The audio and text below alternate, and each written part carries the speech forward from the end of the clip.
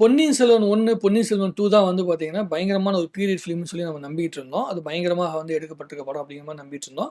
2மே பெரிய அளவுக்கு பொருட்செலவில் எடுக்கப்பட்ட படம். பொன்னியின் செல்வன் 1 வந்து பார்த்தீங்கன்னா, பெரிய அளவுக்கு இம்ப்ரெஸ் பண்ணுச்சு. பொன்னியின் செல்வன் 2 வந்து நம்மள இம்ப்ரெஸ் பண்ணல. அது பின்னாடி வர லிஸ்ட்ல வந்து நம்ம கண்டிப்பா பேசுவோம். ஆனா, திடீர்னு நடுவுல வந்து இந்த யாத்திசை அப்படிங்கிற ஒரு திரைப்படம் வந்து ரொம்ப ரியலிஸ்டிக்கா சோழ வரலாறு, அந்த காலத்து சோழர்களுடைய அந்த ஒரு பீரியட் ஃபிலிமா வந்து எடுக்கப்பட்டிருந்துச்சு. ரொம்ப நல்லா இருந்துச்சு. ஹாலிவுட்ல தான் இந்த மாரி திரைப்படங்கள்லாம் எடுக்கப்படும். ஒரு 2 குரூப் இருக்காங்க. அந்த 2 குரூப்புக்கு 2 ட்ரூப்புக்கு இடைப்பட்ட சண்டை இதெல்லாம் வந்து பார்த்தீங்கன்னா, ரொம்ப பயங்கரமா எடுத்திருப்பாங்க. இதில உடல் வந்து பார்த்தீங்கன்னா, எல்லாருமே இந்த சிக்ஸ் பேக்லாம் வச்சு பயங்கரமா காட்டுற மாரிலாம் இந்த படத்தில வந்து நடிச்சிருப்பாங்க. ஜூனியர் ஆர்டிஸ்ட் உட்பட எல்லாருக்குமே வந்து ரொம்ப அதிகமாக மெனக்கெட்டு வந்து பார்த்தீங்கன்னா, வேலை செஞ்சிருப்பாங்க இந்த படத்தில.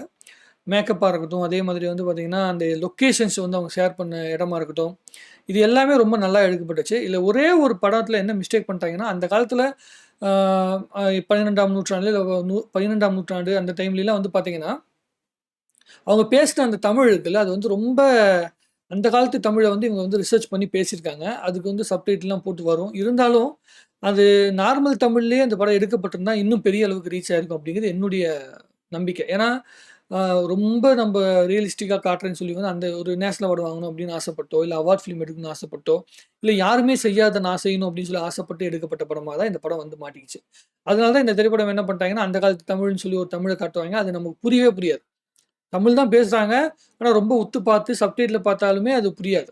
ஸோ அந்த மாரி புரியாத ஒரு விஷயத்த வந்து உள்ள இன்க்ளூட் பண்ணனால தான் இந்த திரைப்படம் வந்து எந்த கதைய கேர் பண்ணுதுங்கிறதே நம்மளால வந்து முழுசா உணர முடியாம போச்சு. அது ஒண்ணு தான் இந்த படத்துடைய மிகப்பெரிய டிராபேக்கா இருந்துச்சு. மத்தபடி இந்த படம் வந்து விஷுவலா எடுக்கப்பட்ட விதமும், ஹீரோ செலக்ட் பண்ணது, வில்லன் செலக்ட் பண்ணது, ஹீரோ வில்லன்னு பார்க்கும்போது கிட்டத்தட்ட 2 பேருமே ஒரே மாரியே இருப்பாய்ங்க. டக்குன்னு பார்த்தீங்கன்னா, உங்களுக்கு எவன் வில்லன், எவன் ஹீரோன்னே தெரியாது. கிளைமாக்ஸ்ல 2 பேத்துக்கும் சண்டை வரும். அப்படி சண்டை வரும்போது யாரு ஹீரோ, யாரு வில்லன்னே புரியாம போனது, இந்த படம் வந்து சரியா போய் ரீச் ஆகாம போனதுக்கு உண்டான ஒரு காரணமா போச்சு. ஒரு வித்தியாசம் தெரியணும்ல. இவன் தான் ஹீரோ.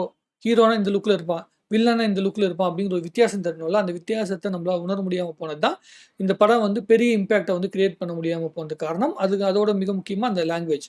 மற்றபடி ஒரு லோ பட்ஜெட்ல ஆ பொன்னியின் செல்வன் மாரி பெரிய அளவுக்கு பட்ஜெட் போடாம எடுக்கப்பட்ட படத்திலேயே நல்ல ஒரு பீரியட் ஃபிலிமா 2023ல இந்த படம் வந்துச்சு. கவனம் ஈர்த்த திரைப்படம் தான் இந்த யாத்திசை அப்படிங்கிற திரைப்படம்.